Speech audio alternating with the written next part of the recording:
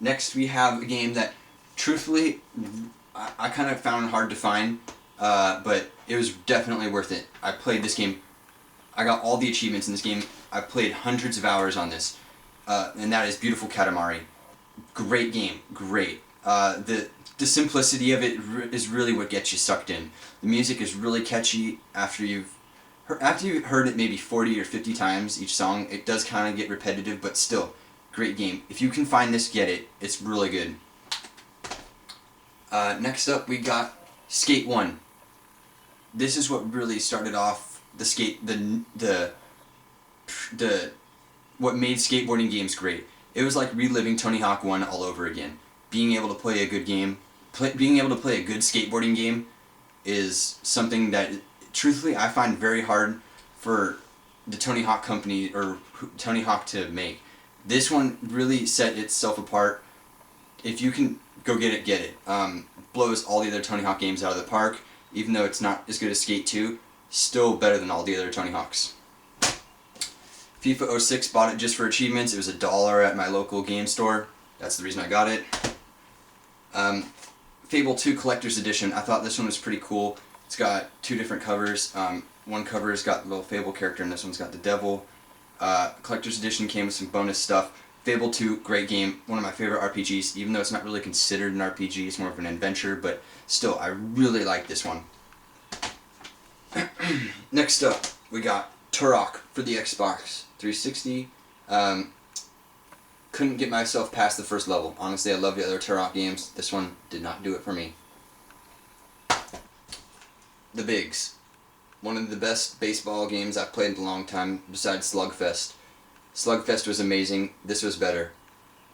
If you can find this pretty cheap and you like baseball games, go get it. It's pretty funny seeing some of your favorite baseball players all buffed up and stuff like that, like they're on steroids. It's pretty cool. Next up, we've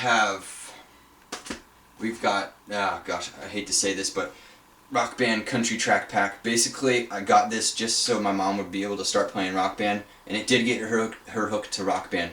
She loves playing the Beatles now. I kind of got her away from this because I didn't want to really play this anymore, but the Beatles made it better. The Beatles, I'd much rather be playing the Beatles instead of this stupid country. Next up, we have Rock Band 1, one of the best music games ever. Beatles is still better, but one of the best I've ever played. Next up, we got Dragon Ball Z Burst Limit. Kind of a letdown, to be honest. I was expecting more from this game. Playing Budokai was a great game back in the day. Dragon Ball Final Bout for the PlayStation 1 was a great game. This one kind of let me down. I'm hoping that the new Dragon Ball Z game that comes out is going to be better. I heard that there's 70 characters, so that's a plus, and that may be the reason I'm getting it. Still kind of sketchy on it, though. Resident Evil 5 is the next one, and I got this one with the Special Edition Red Xbox 360 bundle, and this was in their added bonus. I wasn't really too excited for it, but then I played it, and it was amazing. Truthfully amazing. Just as good as 4, in my opinion. Next, we have Rainbow Six 1. Or it's just not even called 1, but it's just Rainbow Six Vegas. Great. Online was really fun. I got addicted to it for a while. Me and my friends used to play T-Hunt on like LVU campus a lot, almost every day. Really good. Rainbow Six Vegas 2, still just as good as Rainbow Six Vegas 1, if not better. Next up, we've got a piece of crap shooter which has frame rate issues in campaign, and that is called Quake IV.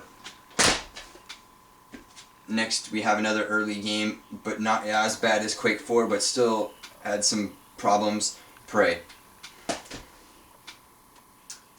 Now we have Condemned. I don't have a case or outside case for this, but yeah, but you can still kind of see it. So it was pretty scary. Next we have Tony Hawk's Project 8. When this first came out, I thought this was the most realistic skateboarding game ever, and it was so cool. I had to have it. Played it. It was amazing. Then when Skate came out, I was like, holy crap, this game sucked. Next we have Dead Rising. One of the coolest zombie games. Just slicing zombies open with like katanas or just other huge swords was really fun. Running them over with lawn mowers and stuff like that, pretty cool. Next up, we've got Seen It, lights, camera, action. Pretty fun family game with little buzzers. My mom really got addicted to this one. Let me put that down there. Okay, next up, we've got another copy of Forza 2. I don't even know why that's there. We've got Cameo, one of the few games I have platinum hits of. I couldn't really get into this game, to be honest. Next up, Call of Duty World at War. It was pretty good, not as good as 4, still cool because it was World War II. Really liked it. Did not get as addicted as I thought I would. Maybe got past second prestige, that's it. Maybe, if that. Next. Whoa. Okay, next we have Turning Point. This game, a lot of people didn't like it. I can see why, because the online sucked, but the campaign, I was really surprised. It was pretty cool. Nice. It was a different experience. It was kind of like Wolfenstein, just like a different twist on World War II. If you can get this for $8 or something, go get it. It's a pretty good experience. Next up, we've got, Ken & Lynch, Steadman. It was pretty cool, actually. A lot of people didn't like it. I was truly surprised when I played it. Me and my friend, we were just robbing banks, stuff like that. It's pretty cool. There's not too many other games out there that are like this. And if they make a second one, I hope they make it they can do a whole lot better. If they make a big improvement, it could be eligible for Game of the Year because the idea is there. It just did not get put through. Next up, we've got Tony Hawk's Proving Ground. Basically, in my mind, it was the same as Project 8, just a new area. No real new features. I mean, there were new features, but it wasn't like something amazing.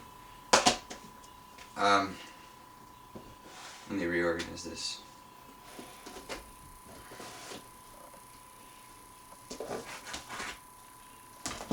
Okay. Next up, we've got Medal of Honor Airborne.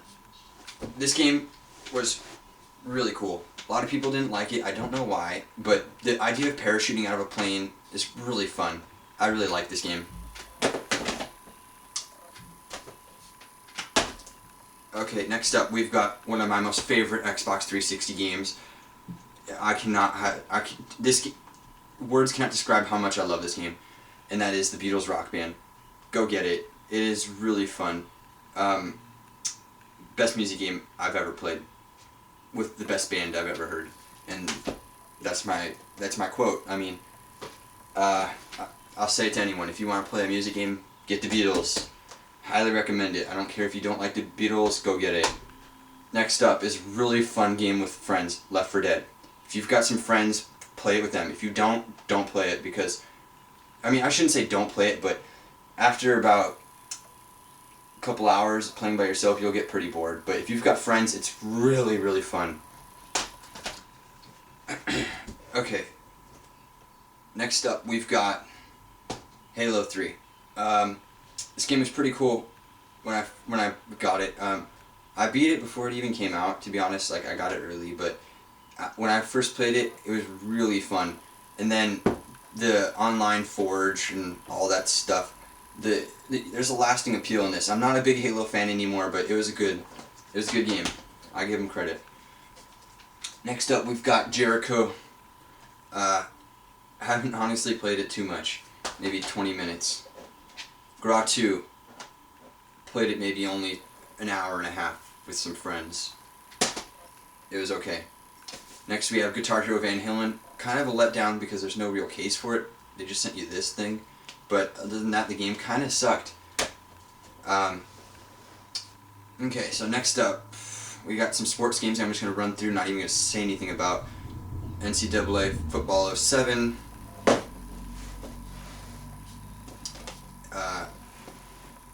NBA 2K6, got that for achievements. Got all these for achievements, basically.